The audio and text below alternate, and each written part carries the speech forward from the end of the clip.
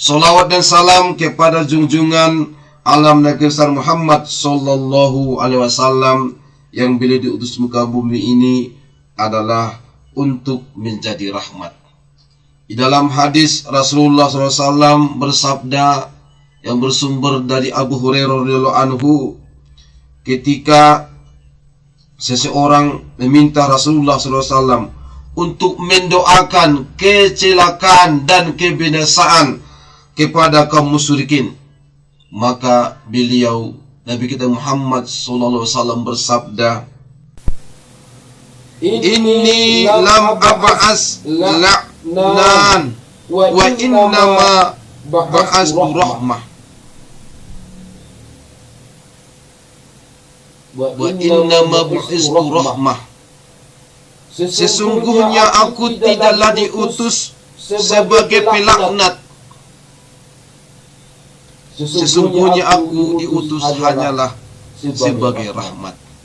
Mudah-mudahan kita selalu berusaha untuk menjalin hubungan yang baik antara kita sesama makhluk, antara kita sesama manusia, antara kita sebangsa dan setanah air. Dan kita doakan mudah-mudahan orang yang berada di jalan kebenaran, Allah Subhanahu wa taala memberikan hidayah kepada mereka. Jangan sekali-kali kita melaknat, meremehkan, melecehkan dan merendahkan orang lain. Mudah-mudahan kita yang sudah berada di jalan kebenaran ini, mudah-mudahan Allah memperteguh keimanan kita dan memperkuat, meningkatkan keimanan kita, sehingga dengan keimanan itulah yang menjamin kepada kita keselamatan dunia dan akhirat, dengan mencontoh Nabi kita Muhammad SAW sebagai rahmatan lil alamin. Mudah-mudahan kita pun selaku umatnya menjadi rahmat bagi lingkungan kita, sekitar kita, dan rahmat bagi dalam kehidupan kita di dunia dan sampai akhirat. Kaum muslimin dan kaum muslimat rahimakumullah, di dalam Al-Quran Allah Subhanahu wa taala berfirman di dalam Al-Quran surah Al-Ma'arij ayat 19 sampai ayat 21. Bismillahirrahmanirrahim. Innal insana khuliqa halu'a idza massahu syarru zazu'a wa iza massahul khairu manu'a. Sesungguhnya manusia ciptakan bersifat keluh kesah lagi kikir. Apabila ia ditimpa kesusahan, ia berkeluh kesah, dan apabila ia mendapat kebaikan, ia amat kikir. Kaum muslimin dan kaum muslimat rahimakumullah, ini adalah sifat umum kita manusia. Di saat Allah Subhanahu wa taala menguji kita dengan berbagai kesulitan dan kesempitan hidup, kita pun banyak mengeluh, berkeluh kesah. Tapi saat Allah uji kita dengan kenikmatan, kita lupa kenikmatan itu untuk apa Allah berikan itu kepada kita. Apa tujuannya? Kenapa Allah amanahkan kebaikan itu kepada kita? Kenapa Allah memberikan kesempatan kepada kita untuk mendapatkan kenikmatan-kenikmatan dan segala bentuk peluang-peluang untuk berbuat kebaikan? Untuk apa itu semua? Kita kadang lupa, dan sehingga kita pun lupa bersyukur dan lupa kita bersabar dalam menjalani kehidupan ini. Saudaraku kaum muslimin rahimakumullah, kebiasaan masyarakat umum dalam mengatasi berbagai masalah itu ada yang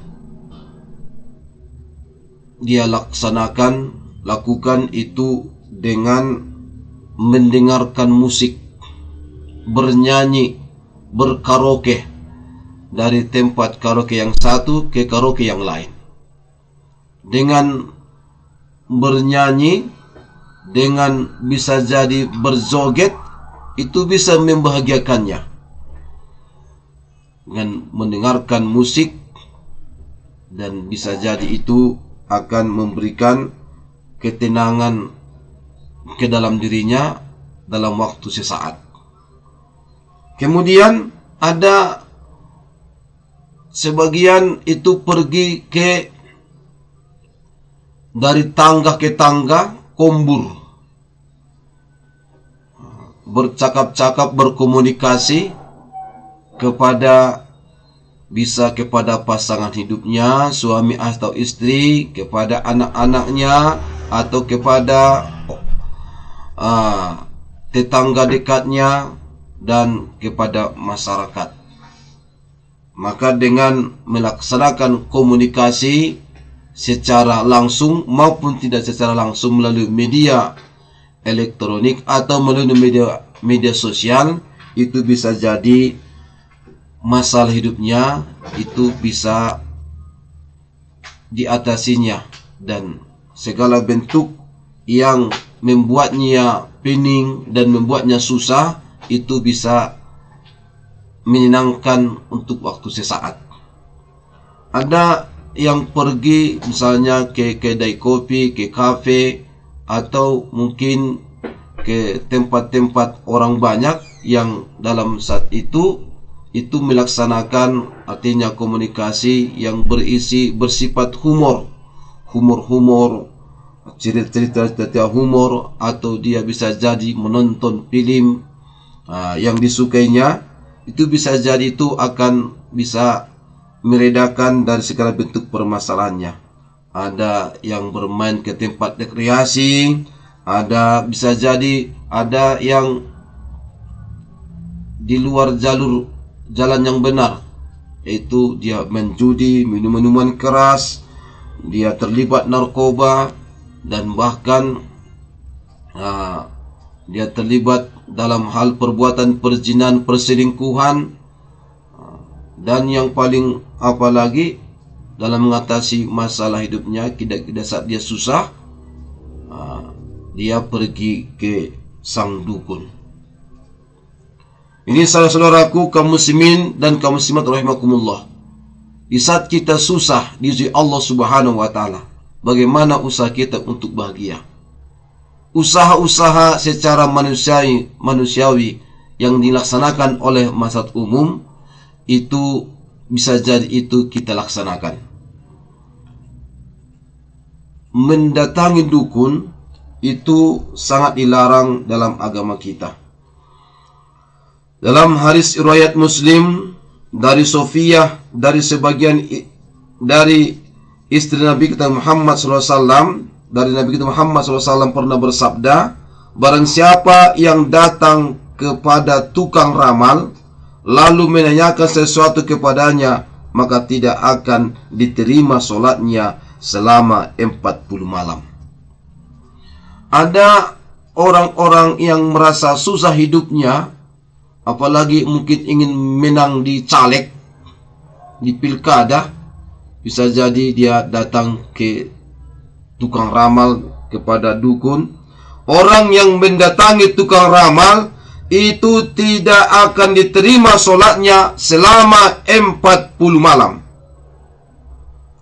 Dari Aisyah radhiyallahu anha, dia berkata, ya Rasulullah, sesungguhnya para dukun menceritakan kepada kami tentang sesuatu, dan kami dapati bahwa yang mereka ceritakan itu benar terjadi. Rasulullah SAW bersabda, kalimat yang benar itu memang sengaja disambar dengan cepat oleh jin, lalu dilemparkan ke telinga walinya, yaitu ke telinga sang dukun. Tetapi di dalamnya ia sudah menambah dengan 100 kedustaan. Hadis riwayat Muslim. Kaum muslimin dan kaum muslimat rahimakumullah, kebiasaan-kebiasaan masyarakat ini ada yang positif, ada yang negatif. Yang positif mari kita tetap laksanakan, yang negatif mari kita tinggalkan. Muslimin dan kaum muslimat rahimakumullah, sayati 'alan nasi sanawatun khadda'at akan datang di tengah umat manusia tahun-tahun penuh penipuan. Yusaddaqu fihal kadzib, pendusta dianggap jujur. Wa yukazzibu fihas shadiq, orang yang jujur dituduh pendusta. Wa yuktamanu fihal khain, pengkhianat diberi amanah. Wa yukhawwanu fihal amin, dan orang yang amanah dituduh pengkhianat. Fihal wa yantiku fihal ruwaibidah, dan pada saat itu datang angkatlah Ruwaibidah sedang berbicara. Wa Ruwaibidah, ya Rasulullah, apa yang dimaksud dengan Ruwaibidah itu? Qala ar-rajulu tafihu fi amril ammah. Beliau bersabda, Ruwaibidah itu adalah orang yang bodoh yang berbicara masalah umat Islam yang tidak ada pun pengetahuannya tentang itu. Hadis riwayat Ahmad, Ibnu Majah, yang disahihkan oleh Suhaib Al-Ama'un. Kaum muslimin dan kaum muslimat rahimakumullah, maka di saat-saat tahun-tahun penuh penipuan di akhir zaman ini, tentu kita harus beristiqomah. Yang benar itu tetap benar, yang jujur tetap yang jujur, yang berbohong tetap berbohong, yang berkhianat tetap berkhianat, yang amanah tetap kita sebut yang amanah. Jangan sebaliknya, orang yang suka berbohong kita sebut dia orang yang jujur, orang yang jujur kita sebut dia orang yang berbohong, yang amanah kita sebut dia berkhianat, yang berkhianat kita sebut amanah. Itu adalah tahun-tahun penipuan yang harus kita waspada di akhir zaman ini. Kaum muslimin dan kaum muslimat rahimakumullah, innal insana khuliqa halu'a, idza massahu syarru zazu'a, wa idza massahu khairu manu'a. Innal insana khuliqa halu'a, sesungguhnya manusia itu diciptakan berkeluh kesah lagi kikir. Kenapa kita ada yang sudah merasa baik dirinya, tapi ternyata banyak diuji Allah dengan berbagai kesulitan? Saudaraku, Rasulullah Sallallahu Alaihi Wasallam adalah orang yang paling bertakwa di antara manusia, adalah orang yang paling soleh di antara manusia, yang paling sempurna di antara manusia. Ternyata hidupnya tidak selalu mulus dan tidak selalu penuh kenikmatan, tapi ternyata hidupnya itu penuh tantangan dan hambatan, dan dia penuh dengan caci maki dan hinaan dari orang sekitarnya. Ternyata beliau diuji berbagai cobaan. Istrinya meninggal duluan, anaknya meninggal duluan, dia diganggu orang, dicela orang, dikejar-kejar orang kafir, dan dia pun melaksanakan hijrah, dan dia sering dihianati dan dilukai dan lain-lain sebagainya. Bahkan dalam hadis disebutkan bahwa orang yang paling berat cobaannya adalah para nabi, kemudian yang semisal dengan mereka, kemudian yang semisal dengan mereka. Itu bisa kita baca dalam hadis riwayat Tirmizi, Al-Hakim, dan hadisnya adalah hadis yang sahih. Maka bagaimana lagi dengan kita yang jauh dari kesempurnaan dan jauh dari kesolehan? Apakah kita malah merasa layak dapat kenikmatan terus-menerus dan kita tidak diuji? Apakah kita ingin selalu hidup kita dalam keadaan bahagia selalu, dan kita tidak akan merasakan kesusahan? Kalau ingin bahagia selalu, itu bukan tempatnya di dunia ini, itu tempatnya di surga. kalau kau ingin hidup orang susah selalu, itu hidup itu bukan di dunia ini, tapi itu ada berada di neraka. Jangan orang lain kau harapkan susah selalu, dan engkau harapkan dirimu bahagia selalu. Tidak ada orang yang bahagia selalu di dunia ini, dan tidak ada orang yang susah selalu di dunia ini. Itu bahagia dan susah itu akan datang silih berganti, dan itu merupakan ujian kepada kita semua. Ahsiban nasu ayusroku ayyakulu amanna wahum la yuftanun. Apakah manusia mengira mereka dibiarkan berkata, kami telah beriman, dan lalu mereka tidak diuji? Al-Quran surah Al-Ankabut ayat 2. Kaum muslimin rahimakumullah, tentu kita akan diuji. Apakah betul-betul kita beriman, atau ternyata kita malah sebaliknya, kita orang termasuk yang mendustakan. Iza ahabballahu qauma ibtalahum. Jika Allah mencintai satu kaum, maka mereka akan diuji. Kalau kita dicintai Allah, itu buktinya kita diuji. Hadis riwayat At-Tabrani. Oleh karena itu, saudaraku, adanya ujian bagi yang kita sudah merasa berada dalam kebaikan, maka kalau ingin lebih diangkat Allah lagi derajat kita, maka kita akan diuji berbagai ujian. وَلَنَبَلُوَنَّكُمْ بِشَيْءٍ مِنَ الْخَوْفِ وَالْجُوعِ وَنَقْصٍ مِنَ الْأَمْوَالِ وَالْأَنْفُسِ وَالثَّمَرَاتِ وَبَشِّرِ الصَّابِرِينَ. Dan sungguh akan kami uji mereka dengan sedikit rasa takut, rasa lapar, kekurangan harta, jiwa, dan buah-buahan. Maka berilah kabar gembira kepada orang-orang yang bersabar. Al-Quran surah Al-Baqarah ayat 155. Orang yang baik itu diuji di dunia ini dan sukses melewati ujian itu, sehingga Allah akan beri ia kenikmatan di akhirat semaksimal mungkin.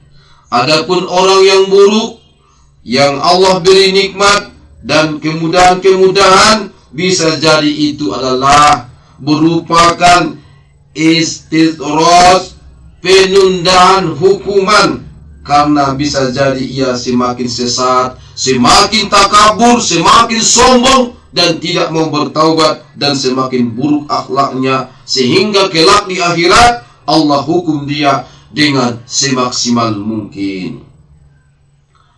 Rasulullah SAW bersabda, jika Allah menginginkan kebaikan kepada seorang hamba, Allah akan segerakan hukumannya di dunia. Jika Allah menginginkan keburukan pada seorang hamba, Allah menahan hukuman atas dosa-dosanya, sehingga kelak ia akan membayar hasil perbuatannya di hari kiamat. Hadis riwayat At-Tirmizi. Oleh karena itu, saudara-saudaraku, jangan bosan berbuat kebaikan, teruslah menebar kebaikan, sekalipun itu tidak ada komentar yang diberikan. Bersyukurlah karena Allah selalu memberi peluang kepada kita untuk berbuat kebaikan, karena setiap kebaikan itu adalah merupakan sedekah. Hadis riwayat Bukhari. Dan tidak ada balasan perbuatan baik kecuali akan mendapatkan kebaikan pula. Hal jazaul ihsanin illa ihsan, in asatum asatu falaha wa in asabtum falaha, in asatum wa in asabtum falaha. Untuk itu kita tidak boleh meremehkan arti sebuah kebaikan yang kita lakukan, ataupun tidak ada kata lelah dalam berbuat kebaikan. Maka lelahmu tukarlah dengan lillah, dan sehingga hidupmu akan terasa mudah, dan engkau akan dapatkan rezeki yang halal dan thayyibah, dan hidupmu akan berkah. Kita meskipun dalam melakukan perbuatan dosa, maka segeralah kita bertaubat kepada Allah Subhanahu wa taala. Oleh karena itu, saudaraku, kalau kita ingin berada di jalan yang Allah ridho dan tinggi derajat kita nanti di hadapan Allah, maka saudara-saudaraku ingat, huffatil jannah bil makarih. Surga itu diselimuti dengan hal-hal yang tidak disukai. Wa huffatin nar bis sahawat. Dan sedang neraka diselimuti oleh hal-hal yang menyenangkan. Hadis riwayat Muslim. Kalau kita ingin diselimuti dengan yang tidak kita sukai, dengan berbagai ujian, itu adalah merupakan selimut surga bagi kita. Dan ketika kita diselimuti dengan hal-hal yang menyenangkan, syahwat-syahwat yang membahagiakan, yang melalaikan kita di dalam kehidupan kita, itu adalah selimut neraka. Maka hindarkanlah selimut neraka itu dan ambillah selimut surga itu. Dengan berbagai ujian itu datang kepada kita, itu tandanya Allah sayang kepada kita semua. Kaum muslimin dan kaum muslimat rahimakumullah. Oleh karena itu, tetaplah semangat dalam hidup kita, karena Allah menguji kita sedikit masalah, sedangkan Dia sudah membanjiri kita dengan lautan nikmat. Oleh karena itu, tetaplah berbaik sangka kepada Allah. Apa yang Allah berikan kepada kita, beban yang berat dalam punggung kita, maka itu Allah Subhanahu wa Ta'ala telah mempercayakan kepada kita berbagai ujian yang itu dipastikan kita kuat untuk memikulnya. Jika harapan kita saat ini belum terwujud berbagai harapan dengan penuh harapan, apalagi marga harap penuh harap, berharaplah kepada Sang kepada Allah tempat kita berharap. Maka oleh karena itu, di saat kita berharap segala cita-cita kita dapat diwujudkan, segala keinginan kita dapat kita dapatkan, maka oleh karena itu percayalah, lelahmu dalam berjuang tetaplah berpasrah kepada Allah. Suatu saat nanti lelahmu akan bertukar dengan kebahagiaan. Satu hal yang harus kita yakini, Allah Subhanahu wa Ta'ala tidak akan memberikan ujian yang tak mampu kita lalui. La yukallifullahu nafsan illa wus'aha. Inna ma'al usri yusra. Fa inna ma'al usri yusra. Inna ma'al usri yusra. Sudah di balik kesusahan itu akan ada kemudahan. Di balik kesusahan itu akan ada kemudahan. Tetaplah kita kuat dan semangat. Ingat, Allah Subhanahu wa Ta'ala menciptakan duka kepada kita agar kita tahu bahwa ada hikmah di balik sekaan air mata kita yang selalu mengalir dalam keadaan duka. Ingat, air mata itu akan suatu saat nanti berubah. Air mata akan berubah menjadi mata air kehidupan. Ternyata berbagai ujian-ujian itu ada hikmah di baliknya, sehingga kita menjadi kuat, tegar, dan kita bisa melewati berbagai tantangan dan hambatan dalam kehidupan itu dan berbagai ujian. Allah Subhanahu wa Ta'ala memberikan kepada kita anugerah istiqomah, berada di jalan kebaikan.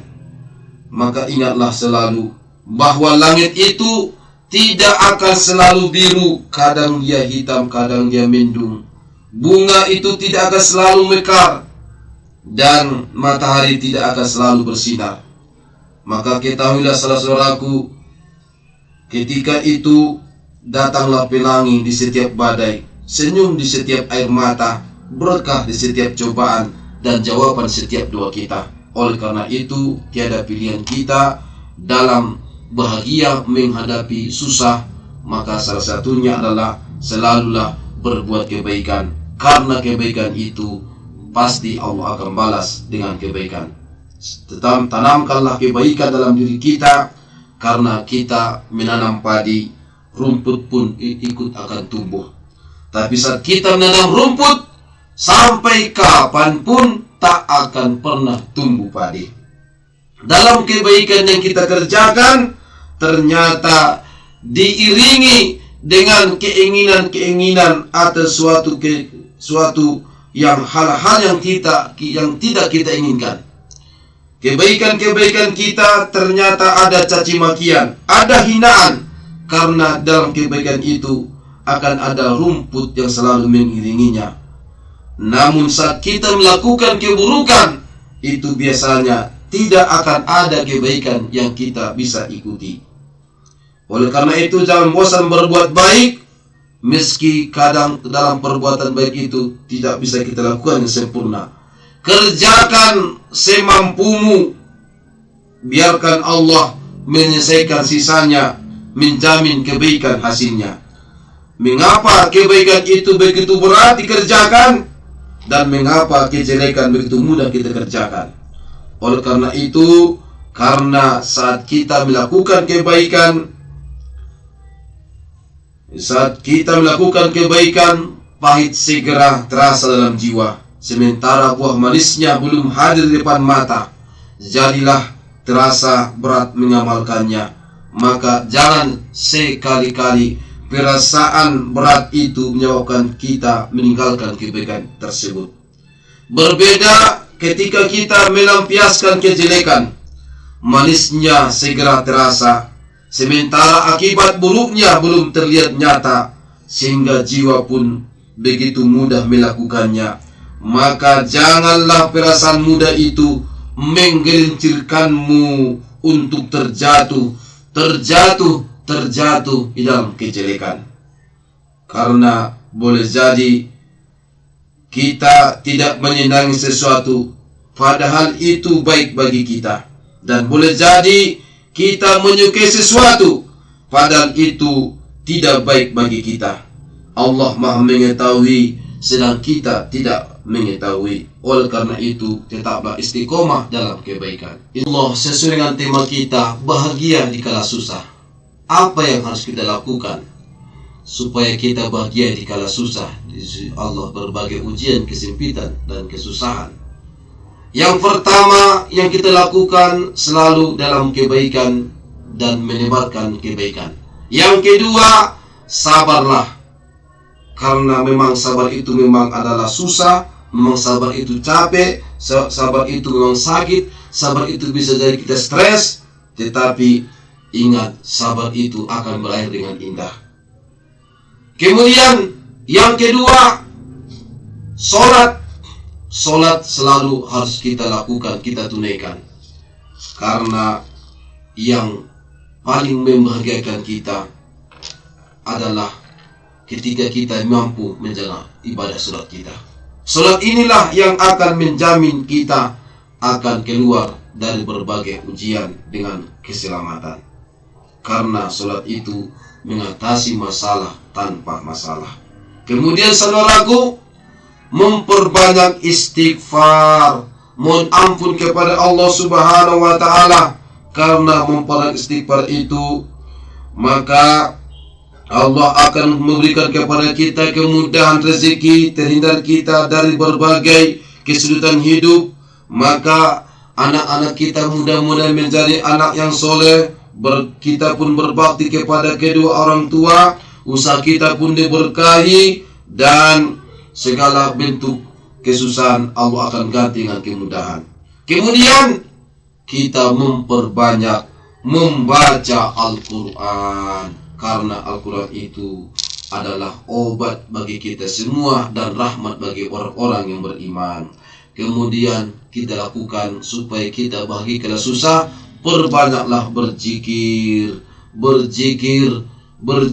kepada Allah Subhanahu wa Ta'ala. Ketika kita mengalami kesusahan, saudara-saudaraku, maka perbanyaklah berzikir kepada Allah. Lakukan zikir, ya Allah, ya Allah, ya Allah. Serahkan semua kepada Allah. La ilaha illallah. Perbanyak membaca kalimat tahlil, dan kemudian baca ya Hayyu ya Qayyum. Wahai ya Tuhan yang Maha Hidup, lagi berdiri sendiri, kita tergantung kepadanya. La haula wa la quwata illa billahil aliyil azim. Kita perbanyak membaca, tiada daya dan tiada kekuatan kecuali Allah yang Maha Tinggi lagi Maha Agung. Dan perbanyak membaca solawat, memperbanyak istighfar, membaca tasbih subhana rabbiyal azim wa bihamdi, subhana rabbiyal a'la wa bihamdi. Kemudian saudaraku, selain berzikir, jangan lupa juga memperbanyak membaca doa. Allahumma inni a'udzubika minal hammi wal hazan. Ya Allah, aku lindung kepadamu dari perasaan susah dan duka.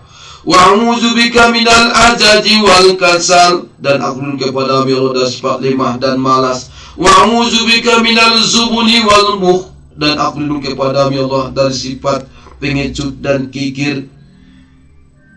Wa a'udzubika minal zubuni wal bukhli. Wa a'udzubika min gulabatid daini wa quhril rijal. Dan aku berlindung kepadamu ya Allah dari hutang dan yang tidak membayar hutang, dan dari musuh yang sewenang-wenang. Allahumma qfini bi halalika an haramika wa a'ni bi fadlika amman siwaka. Perbanyaklah berdoa ya kepada Allah Subhanahu wa taala. Mudah-mudahan Allah anugerahkan kepada kita rezeki yang halal dan menjauhkan kita dari rezeki yang menyusahkan kita. Perbanyak doa, karena doa memberikan kekuatan pada orang yang lemah, membuat orang percaya membuat orang yang tidak percaya menjadi percaya, dan memberikan keberanian pada orang yang ketakutan. Perbanyaklah doa, karena usaha dan doa itu tandanya kita beriman. Tapi kalau usaha tanpa doa, itulah orang yang sombong. Dan ada orang yang tak berusaha tetapi selalu berdoa, itulah orang yang malas. Jangan orang malas, jangan orang sombong. Jadilah orang yang selalu berusaha, berikhtiar berusaha, dan sekaligus berdoa kepada Allah Subhanahu wa taala. Mudah-mudahan dengan tips-tips yang kami sampaikan ini akan membuat hidup kita di kala susah akan bahagia. Bahagia di kala susah, susah kita pun akan bahagia kalau itu kita lakukan.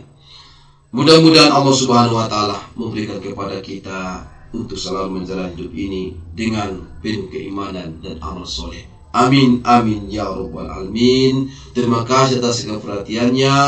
Usikum nafsi taqwallah. Marilah kita bertakwa kepada Allah Subhanahu wa taala. Subhanallah bihamdika asyhadu an la ilaha illa anta astaghfiruka wa atubu ilaik. Wallahu muwaffiq ila tariq billahi taufiq wal hidayah. Billahi fi sabilil haq. Assalamualaikum warahmatullahi wabarakatuh.